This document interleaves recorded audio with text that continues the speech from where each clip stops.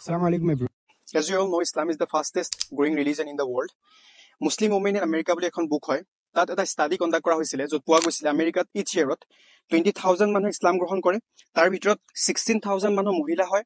আৰু 4,000 মানুহ পুৰুষ হয় ইন ইছলাম আল্লাহৰ নবী সাল্লাল্লাহু আলাইহি ওয়াসাল্লামে ওমেনৰ যেটো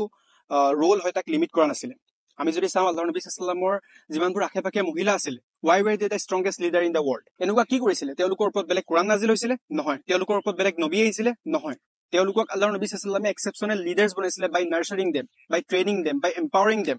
তেওঁলোকৰ ভিজন তেওঁলোকৰ পাৰপাস বিলকুল ক্লিয়াৰ আছিল তেওঁলোকৰ ফাউন্ডেশনটো দি ফেইথক লৈ পেলাই বনিছিল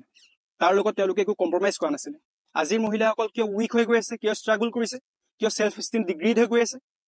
কিয়নো তেওঁলোকৰ যেটো ভিজন হয় মিছন হয় এটো পাৰপাসটো ক্লিয়াৰ নহয়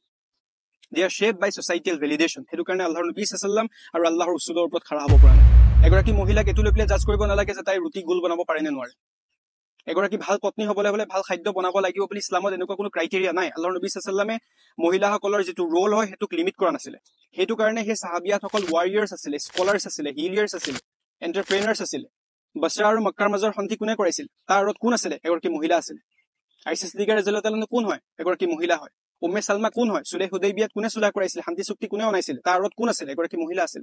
উমৰ বিন খাত্তাব ৰাদিয়াল্লাহু তাআলা ইছলামৰ দাওয়াত কোনে দিছিল এগৰাকী মহিলাই দিছিল যি উমৰ বিন খাত্তাব ৰাদিয়াল্লাহু তাআলা পিছত গৈ পেলাই এনেকুৱা এম্পায়াৰ বনালে দুনিয়াৰ বুকুত পাষ্টত কোনেও হিষ্ট্ৰী বনাব পৰা নাছিল আলেকজাণ্ডাৰ দি গ্ৰেট বুলি কওঁ তেওঁৰ হিমান ডাঙৰ এম্পায়াৰ নাছিল ফিৰাউনৰ ওচৰতো এনেকুৱা ডাঙৰ এম্পায়াৰ নাছিল গোটেই ৱৰ্ল্ডৰ প্ৰায় 40% মানুহৰ ওপৰত হুকুমত কৰিছিল